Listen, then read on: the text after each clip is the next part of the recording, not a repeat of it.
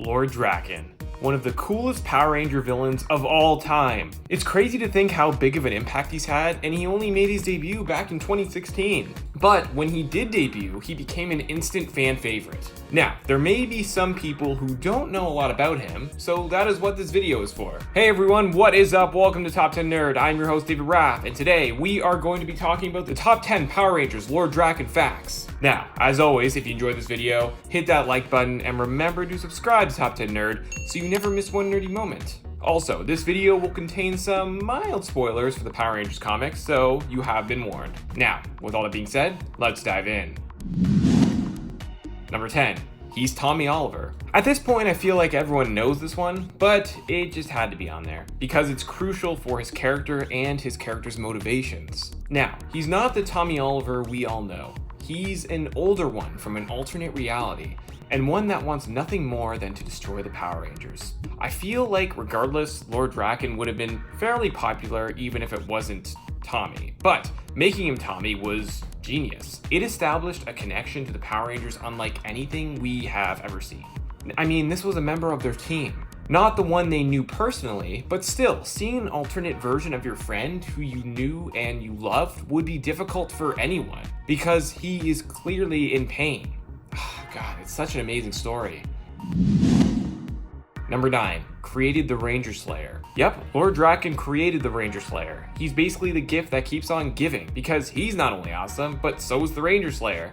If you don't know, the Ranger Slayer is Kimberly Hart from that alternate universe. She became known as the Ranger Slayer after she was brainwashed by Drakkon. Drakkon killed some of her former teammates, which was the reason she chose to take him on herself. She ended up losing to him in a battle. He then brainwashed her and she became known as the Ranger Slayer. She controls the Bow of Darkness and became this badass ranger who killed a lot of other Power Rangers.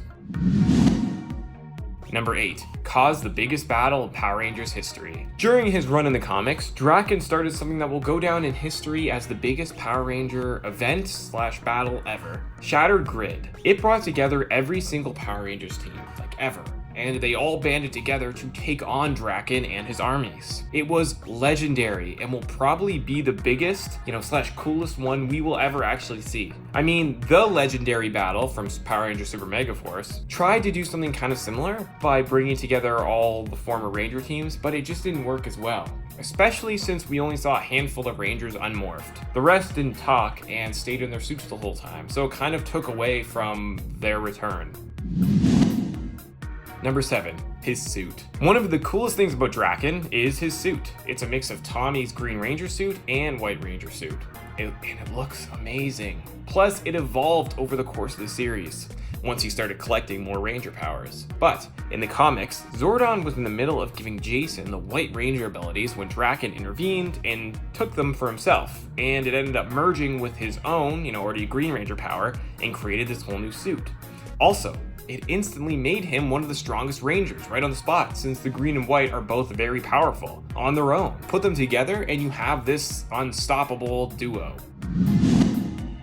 Number 6. Killed a lot of Power Rangers. This is where he has a lot of other Power Rangers villains beat. Well, I mean, the Psycho Rangers have done this too, and the Ranger Slayer, just not on the scale of Drakkon. But, as the title suggests, he killed a lot of Power Rangers and stole their powers for not only himself, but his Sentries. He had a connection to the Morphin Grid like no other Ranger has ever had, because he had the Morphers from all different types of Ranger teams. And the interesting thing was that it turns out that he only needed one Morpher from each team to grant him that specific connection to the Morphin Grid.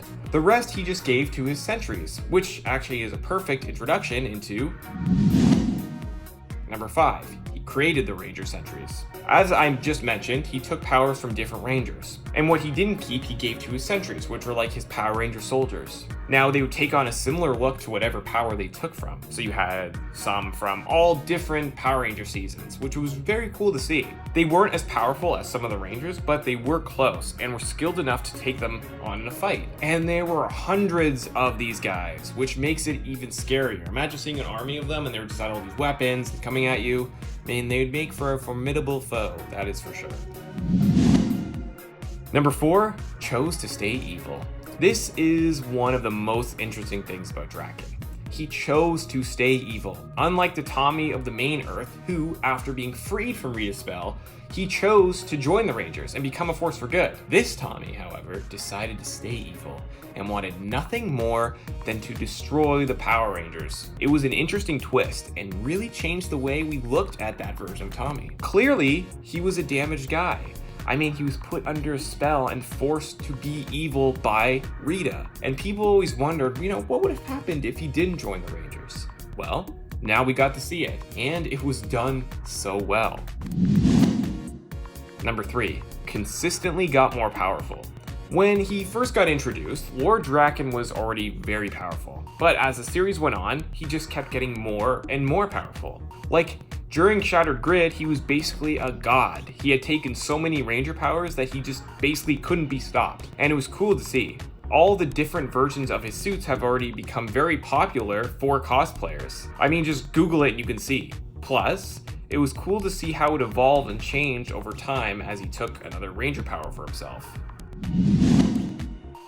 Number 2, already appeared in live action. As soon as he was introduced, people started saying, when are we going to see Drakkon in live action? And will Jason David Frank, who plays Tommy, be able to play him? Well, fans got their wish. While promoting the Shattered Grid event, Boom Studios made a teaser trailer for it, and Jason David Frank got the chance to play Drakkon for real. And fans freaked out. I mean, they loved it. He donned the costume and everything. I wish they brought him into the TV show and made him the villain for the 25th anniversary, but unfortunately that didn't happen. Regardless, we still got to see Jason David Frank play Lord Drakkon, and it was awesome. Who knows? I don't know, maybe he will get the chance to play him again one day. Maybe there's gonna be an episode where Drakkon shows up in the TV. Who knows? It's a possibility.